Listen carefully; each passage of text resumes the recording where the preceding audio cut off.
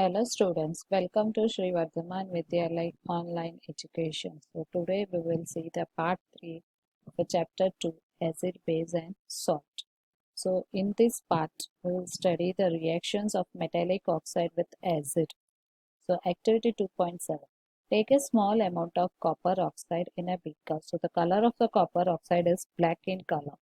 So add dilute hydrochloric acid slowly while stirring. Note the color of the solution. Observation. The color of the solutions become blue-green and the copper oxide dissolves. So here in this experiment we are taking a copper oxide in a beaker and we are adding in a dilute hydrochloric acid in the beaker slowly with the stirring. So what happens? So the color of the copper oxide that is black in color will be changed into the blue-green. Why it will be changed into blue-green color? That is due to the formation of a copper chloride. So here the blue-green color of a solution is due to the formations of copper chloride in the reactions.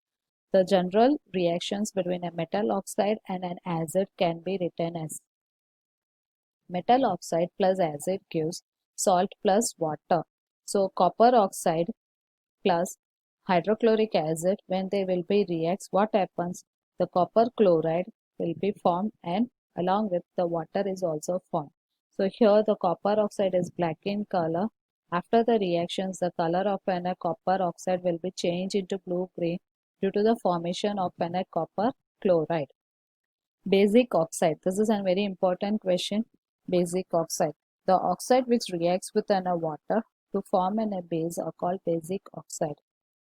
The metal oxide are basic as they form a base on the reactions within a water. For example, sodium oxides when reacts within a water, it will give a sodium hydroxide. So here the metal oxides are basic in nature. Example, sodium oxide, magnesium oxide, calcium oxide and barium oxide.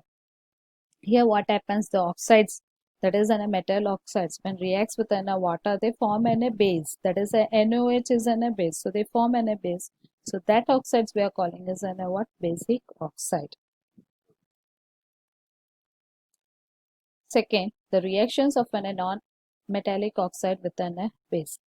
So the reactions between a carbon dioxide and calcium hydroxide in the activity 2.5.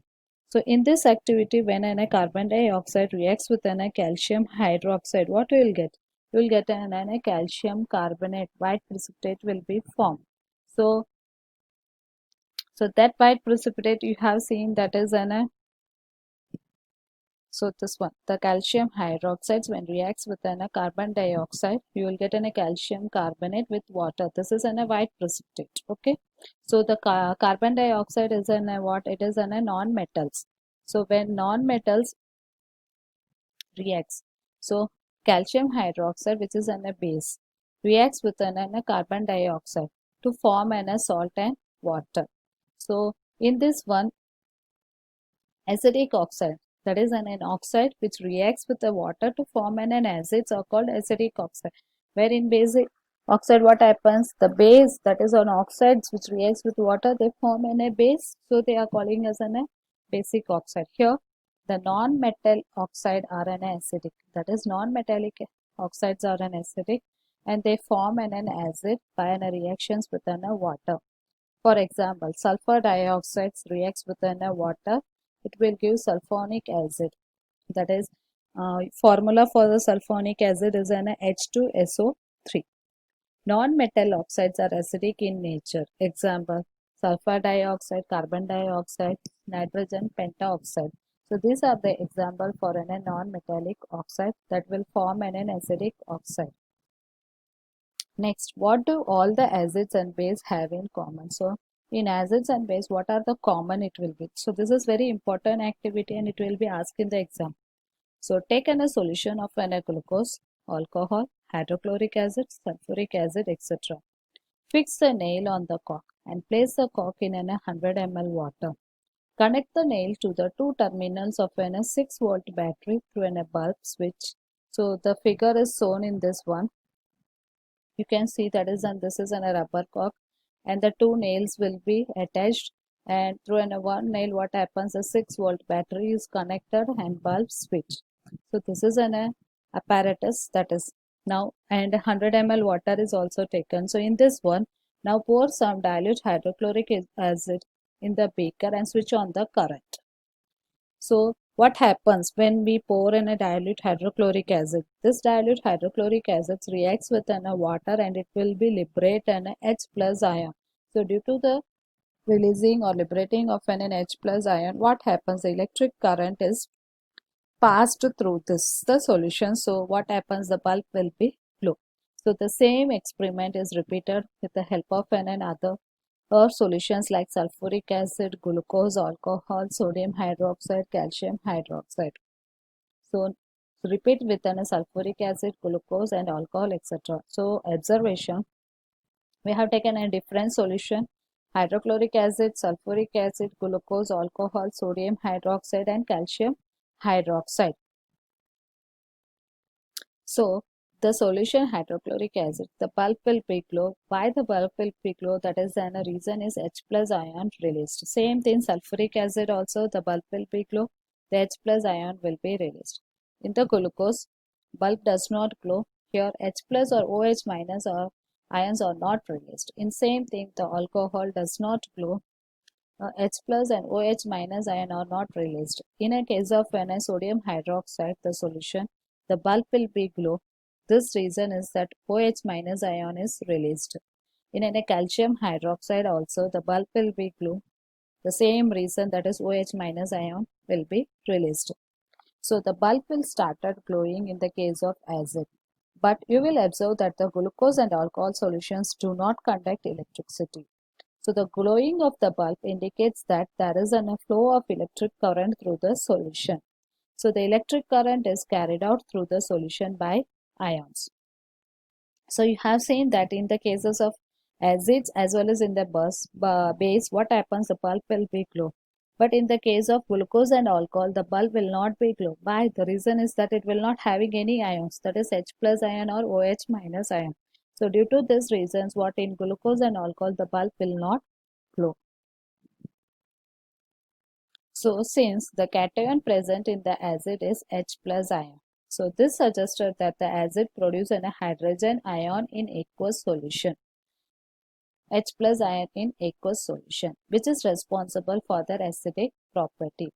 So when we repeat this experiment using an alkaline, alkaline means the base such as sodium hydroxide and calcium hydroxide. So in sodium hydroxide and calcium hydroxide, the ions is an OH minus ion in aqueous solutions is responsible for the basic characters. So that you have seen in the tabular column. So OH, sodium hydroxide and calcium hydroxides will, in this case the bulb will glow due to the presence of OH minus ion. So that will be responsible for the basic character. Next, what happens to an acids or base in a water solution? So in this one activity, see this one. Take about 1 gram of a solid sodium chloride in a clean and dry test tube, as you have seen in the apparatus shown in this figure. So here it is in a one test tube. Inside the test tube, first we have added a sodium chloride and we had added a concentrated sulfuric acid drop by drop. After adding this, close this using a rubber cork having a one delivery tube. So in this one, what happens? So add a concentrated sulfuric acid to the test. So if there is a gas coming out of the delivery tube, you can see that is one gas is liberating out and that it will be passing through a delivery tube. So test that gas successively with a dry or wet blue litmus paper. So you have to test this gas coming out using a two blue litmus paper. One is a dry as well as one is a wet. So in which case does the litmus paper change the color? You can see the figure. In this one, this is a test tube. Okay, all the in sodium chloride and concentrated sulfuric acid is added and the reaction started. You can see that is a gas is evolving through this delivery tube. And here one test blue litmus paper and that litmus paper is in a wet. So in this one, when the gas is evolving, that litmus paper is changing into a red color. So that is in a dry blue litmus paper there is no change, but in a wet litmus paper what happens, that is it will be changed into a blue color.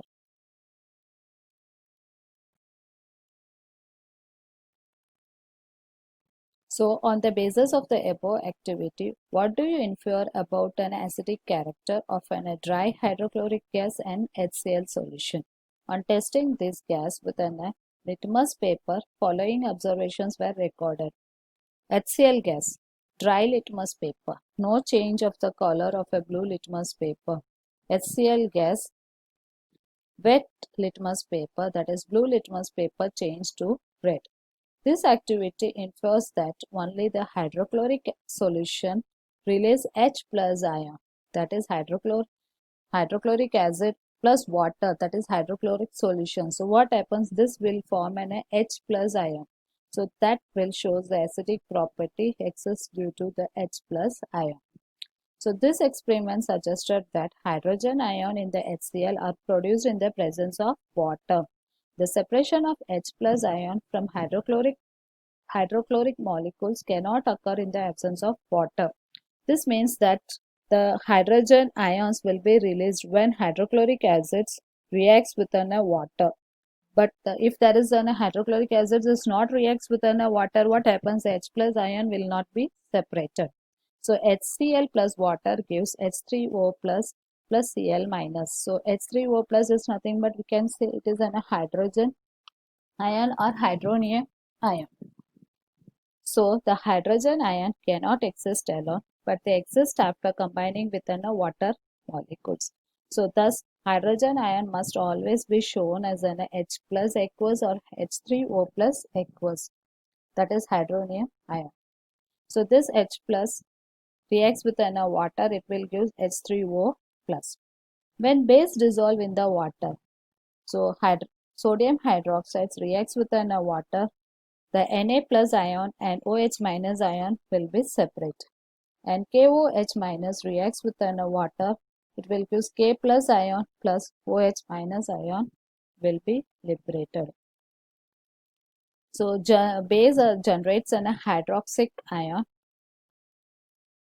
in a water. Base which is soluble in the water are called alkalines. So not all the base will not be soluble in water, but those base which are soluble in water, they are called as an alkaline. So all base do not dissolve in the water. An alkaline is a base that dissolve in water and they are soapy to touch, bitter and corrosive. All acids generate H plus aqueous and all base generate OH minus aqueous. Aqueous means in water all the base will liberate an OH minus ion and all the acids in water it will liberate an H plus ion. So the neutralization reaction as follows. You know that is a neutralization reaction. Acids and base reacts, it will form a salt and water. So same thing here. HX, that is an acid. MOH is an base. So in this one, M and X will be reacts and it will form an MX, that is an salt, and HOH. So H plus aqueous plus OH minus gives an H2O. Now the activity 2.10. Take a 10 ml of water in the beaker, add a few drops of concentrated sulfuric acid to it and stir the beaker slowly. Touch the beaker. If there is a change in the temperature, repeat the activity with an sodium hydroxide pellet and record the observation. Now look at the diagram. Here you can see this one. So this is a warning signal displayed on the container containing a concentrated acids and base. Now in this experiment, what is happening? We are taking water in the beaker and we are adding slowly the concentrated sulfuric acid or a base. What happens? The surface of a beaker will be heated. That is what happens? The heat is liberating out. So the process of dissolving acid or the base in the water is highly exothermic reactions. So care must be taken by mixing concentrated nitric acid or sulfuric acid with water. The acid must always be added slowly to the water with a constant stirring. This is very important. We have to add an acid to the water, not in a not water is added to a concentrated acid. So when water is added to the concentrated acid, the heat generated may cause the mixture to splash out and cause burns. So the care must be taken. So when there is an addition of an acid to the water, so the gas container may also break due to the excessive local heating. So when we are adding an acid to the water, so it must be with a constant stirring, not we cannot add a water to the acid. So mixing of an acid or base with the water result in the decrease in the concentration of an ion, that is H3O plus or OH minus per unit volume. Such process is called dilution, and the acids or base is said to be diluted. So we have seen in the first video, so what is a concentrated acids and what is a concentrated dilute acids the base. So that is when the water is added. So concentrated acid, the amount of the water is low and the amount of acid is high. So what about the diluted acid or diluted base? That is, amount of an acid or the base is low, but the amount of the water is very high. So that we are calling as an what? Diluted acid or diluted base. So next, how strong are the acid or the base solution? So the acid-base indicator can be used to distinguish between an acid and a base. So universal indicator, which is a mixture of several indicators. So the universal indicator shows a different color at the different concentration of the hydrogen ion in a solution. So for this, a scale for measuring hydrogen ion concentrated in the solutions called pH paper or pH scale has been developed. In the P in pH stands for potence. In German, the meaning of the potence means power. On the pH scale, we can measure the pH generally for 0, that is very acidic, and 14, that is very alkaline.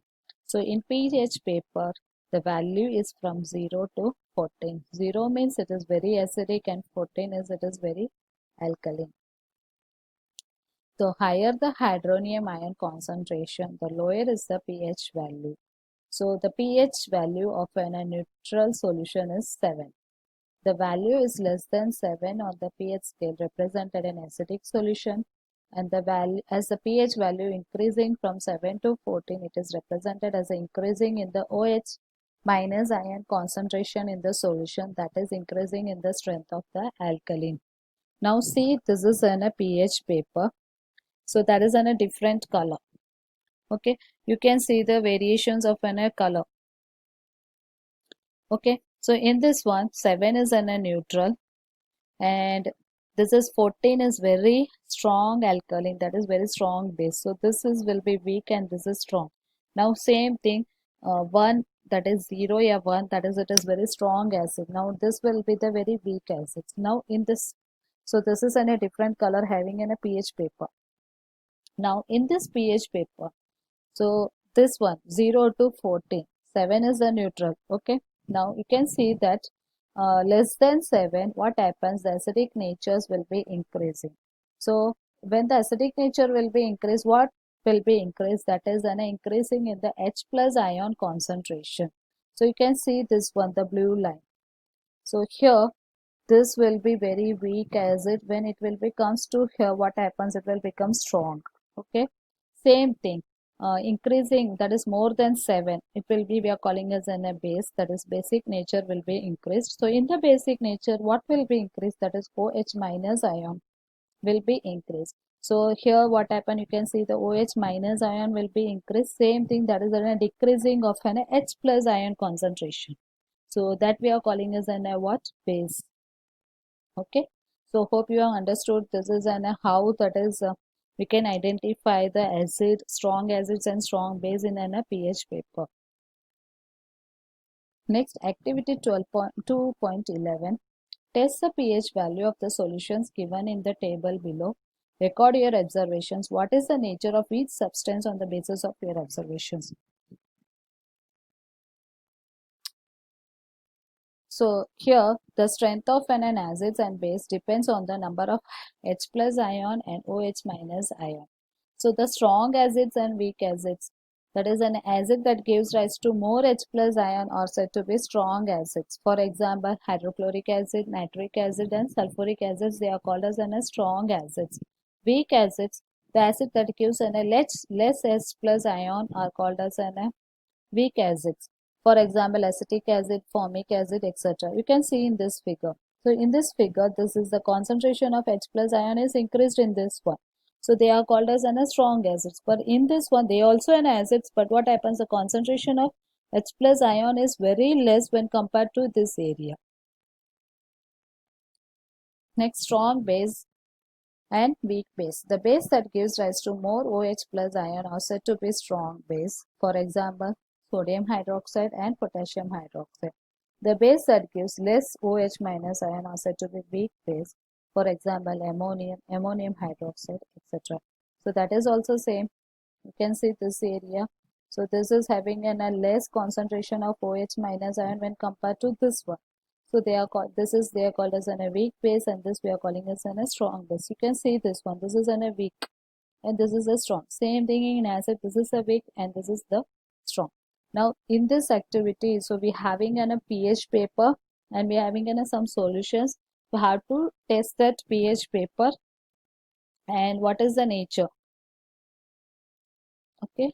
Now, so this is a pH paper and what will be the color regarding that one. You can see the gastric juice, lemon juice color, and pure water, it is a neutral, so it will be in a green. Milk of magnesium blue, sodium hydroxide, it is in a blue, dark blue and less blue. So same thing here, it is in a given in a sum of the solution. You can see the identify the different color. So that color we will tabular column in this one. So so that is an activity 2.11. Test the pH paper of the solution in the given below and recorded your observations. What is the nature of each substance on the basis of your observation?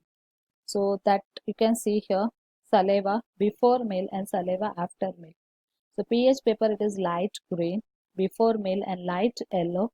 So that is a 7.4 and 7.8. 7.4 means it is basic, 7.8 it is an acid. Next one is a lemon juice, pink red, that you can see in this diagram. Saliva, lemon juice, that is it is pink red. Okay.